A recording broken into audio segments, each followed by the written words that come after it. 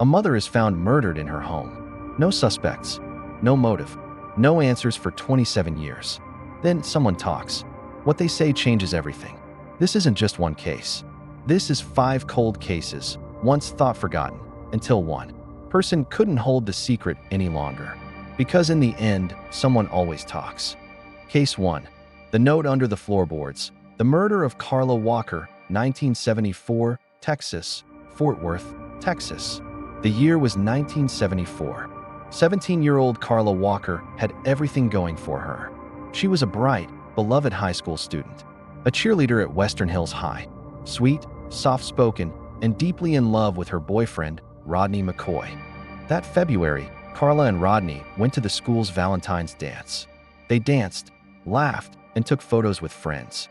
After the dance, they stopped by a local bowling alley, a late-night hangout spot. Around 1 a.m., they made their way back to Rodney's car in the parking lot. Just as Rodney opened Carla's door, a man appeared from the shadows. He was holding a pistol. Rodney was pistol-whipped in the face, knocked out cold. When he came to, just moments later, Carla was gone. 3 days later, her body was found in a culvert outside of town. She had been sexually assaulted, beaten, and strangled, still wearing her blue dress from the dance. Her wrist bruised, her life stolen. The community was shaken. Teenagers were terrified. Her family destroyed. The police worked around the clock. But this was the 1970s. There was no usable DNA, no surveillance, and very little physical evidence. The case went cold, and stayed cold, for 46 years. The Strange Letter, 2020 breakthrough. In 2020, nearly half a century later, the Fort Worth Police Department received a letter. It wasn't addressed to Carla's family. It came anonymously, directly to the cold case unit. The letter was cryptic, sloppy handwriting, strange phrasing, but one line stood out. "You missed something? Go back to the car." Detectives reopened the evidence files. They re-examined Carla's clothing, things that had never been tested for DNA before. This time, they had tools Carla's original investigators never did: advanced forensic DNA testing. A partial DNA profile was developed. When run through genealogical databases, it pointed to one man, Glenn Samuel McCurley. McCurley had lived just miles from Carla's house in 1974. At the time, he owned a .22 caliber Ruger pistol, the exact type used in the attack. Back then, he told police it had been stolen, but there was no way to prove otherwise. And so, in the 70s, he slipped through the cracks. Now, in 2020, they had DNA, and the walls were closing in. The confession, police brought McCurley in for questioning. He was now 77 years old, frail, quiet, but his voice shook when detectives laid the DNA results in front of him. He broke down, and after 46 years of silence, he confessed. He admitted he saw Carla and Rodney that night, said he followed them, claimed he only meant to talk to her, to be with her. Then, as his voice cracked, he said the words that would finally end the mystery. "I didn't mean to kill her." He described the abduction in detail, how he knocked out Rodney, how he forced Carla into his car, how he took her to a secluded spot, assaulted her, and murdered her. Glenn McCurley was arrested, charged, and later pleaded guilty to Carla Walker's murder. He was sentenced to life in prison. For nearly 5 decades, Carla's family had waited for a face, a name, a reason. Her brother, Jim Walker, stood outside the courtroom after the sentencing. Through tears, he said, all it took was one voice after all this time. Case 2 inched the roommate who couldn't sleep.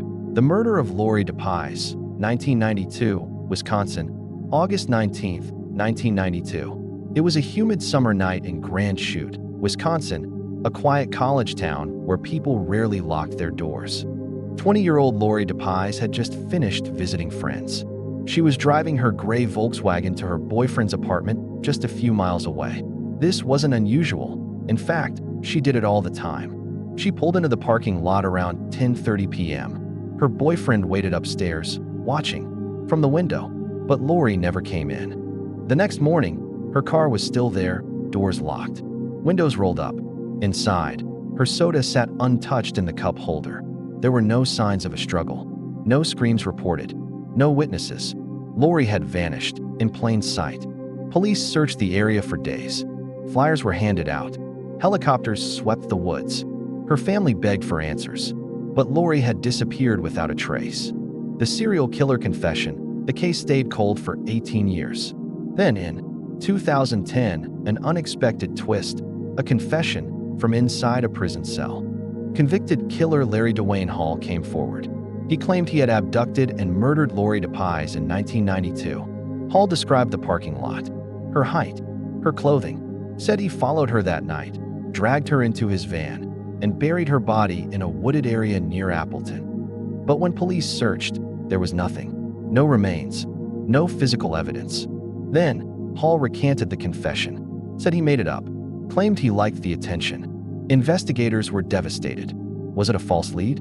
Another mind game from a man already convicted of murdering another young woman. The cellmate who spoke up 2 years later, in 2012, a new voice emerged. A former prison cellmate of Larry Hall reached out to police.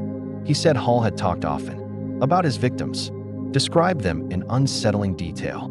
He claimed Hall specifically mentioned Laurie Depies over and over. According to the cellmate, Hall described the night he followed Laurie, how he waited, how he acted, how he couldn't stop himself. And once again, just like in Hall's original confession, he described the exact parking lot where Laurie's car was found. This time, investigators believed it. They couldn't charge Hall. He refused to make a sworn statement. And without a body, it was a case built on confession and memory. But to Laurie's family, that didn't matter.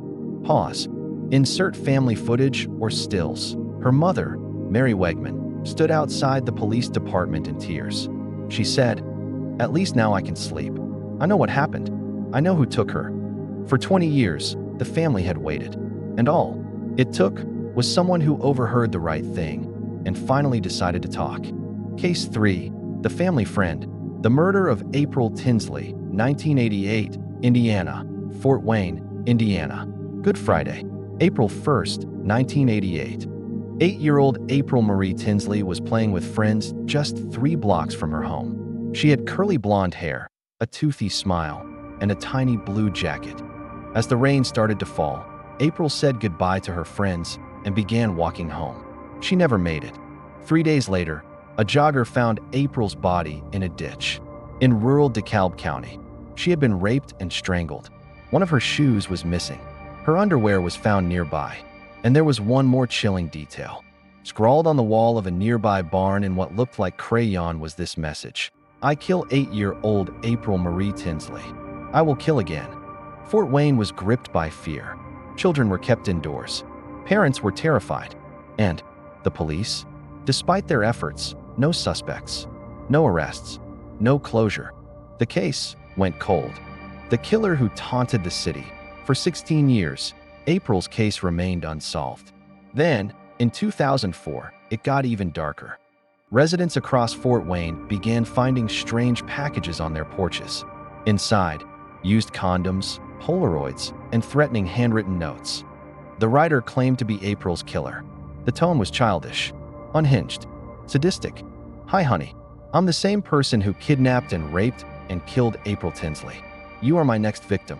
Some notes were left on bikes belonging to little girls. Others were tossed into front yards inside Ziploc bags. The police matched the DNA in the condoms to April's case. It was him, the man who had killed April. Still out there, still taunting, and still waiting. But despite the notes, the DNA, he remained unidentified. The family tree that caught a killer in 2018, a scientific breakthrough changed everything. A lab in Virginia used DNA from April's case and uploaded it to a public genealogy database, GeneMatch. This wasn't a direct match, but it created a family tree, a web of relatives, cousins, and ancestors. And it led to one name, John D. Miller, a 59-year-old factory worker, living just 2 miles from where April's body had been found. When investigators arrived at Miller's door, they didn't even have to explain. They asked, "Do you know why we're here?" April Tinsley. Inside Miller's trailer, they found children's underwear, Ziploc bags, notes. He confessed on the spot. He described abducting April, raping her, strangling her, and dumping her body. He admitted to the 2004 threats. He had kept it a secret for 30 years. In 2019, John Miller was sentenced to 80 years in prison. He will die behind bars. April's mother, Janet Tinsley, had waited 3 decades to hear the truth. She finally had a name, a face, a man in handcuffs. And it all started with a family member's DNA upload, a distant cousin who had no idea their tree held a killer. Sometimes, the voice that brings justice isn't a person at all, but a sequence of genes waiting to be traced. Case 4. The blood on her coat. The murder of Michelle Martinko, 1979, Iowa. December 19, 1979. Cedar Rapids, Iowa. A town preparing for Christmas, the streets glittering with holiday lights. 18-year-old Michelle Martinko, a senior at Kennedy High, headed to Westdale Mall to shop for a new winter coat. She parked her family's 1972 Buick in the front lot. Michelle never came home. Her parents waited up, called her friends, called the police. At 4 a.m., officers found her car still in the mall parking lot. Inside, a horror. Michelle was slumped in the front seat. She had been stabbed 29 times, mostly in the face and chest. No signs of sexual assault. No signs of robbery. It looked personal, violent, almost rage-fueled. And yet, no witnesses. No murder weapon. Just blood. Everywhere. The sketch that went nowhere, police canvassed the mall. Someone reported seeing Michelle talking to a young man with curly hair the night she died. A sketch was released. Over the next 4 decades, investigators followed every lead. Ex-boyfriends, classmates, drifters, all dead ends. Hundreds of men were interviewed. Over 100 DNA samples were collected. Nothing matched. Years turned to decades. Michelle's parents died without answers, but detectives refused to close the file.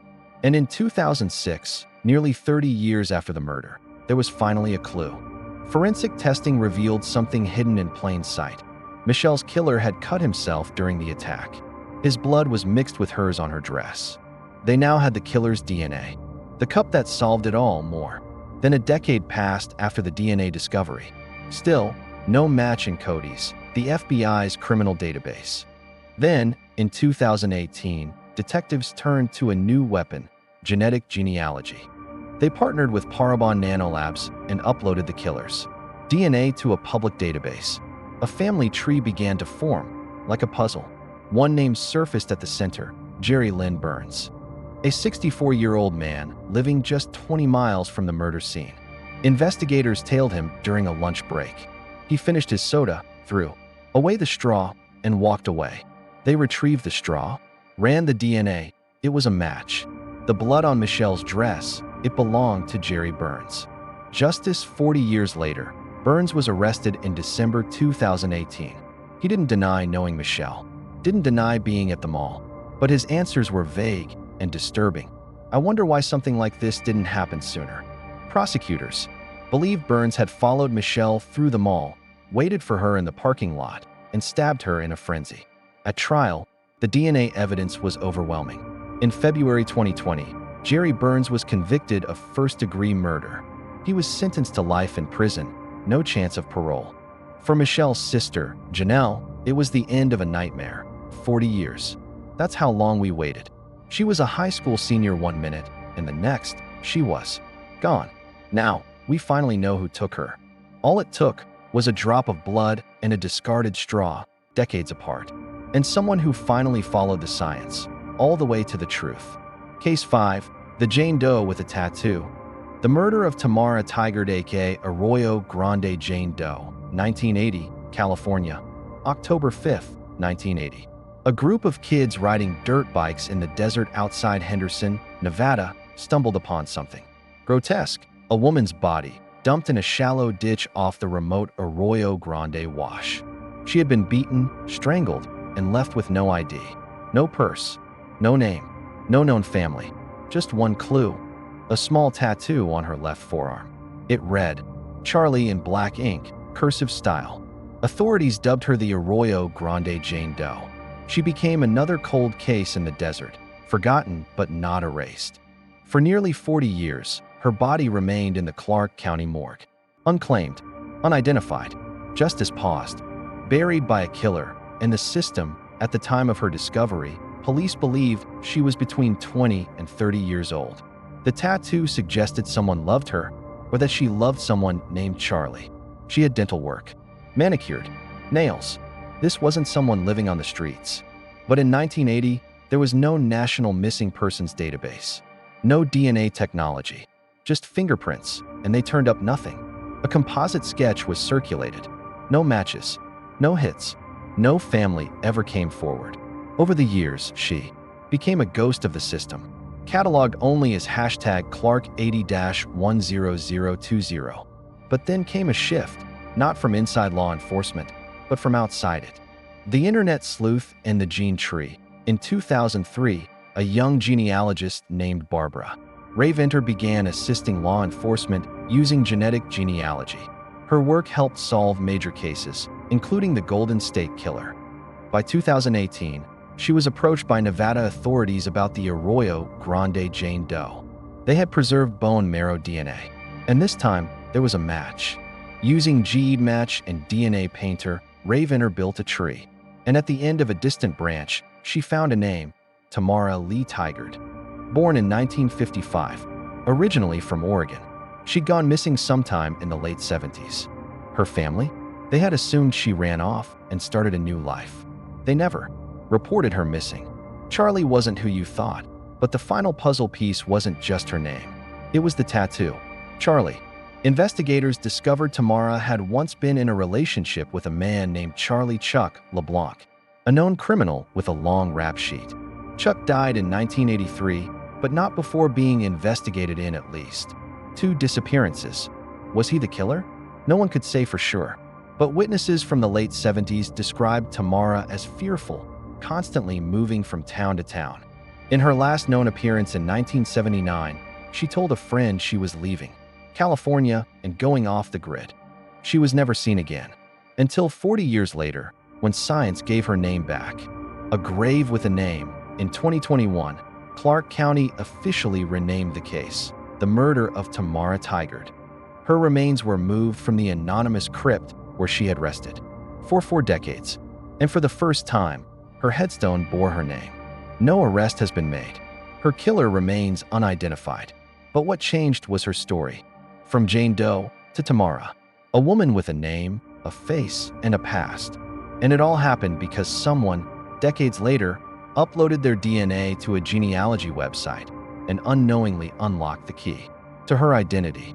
Sometimes, it doesn't take a detective to solve a cold case. It just takes a relative and a little bit of truth in their blood. The cold truth, until someone talks. 5 lives. 5 long-forgotten cases, each frozen in time, until one thing changed. Someone talked. Sometimes, it was a whisper in a letter.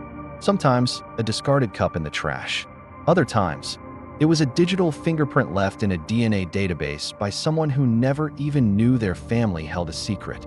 What these stories show us is simple. No secret stays buried forever. Whether it's 10 years or 40, justice has a way of catching up. And when it does, the silence breaks. The past speaks. And the truth, finally, gets a voice. If this story moved you, don't let it end here.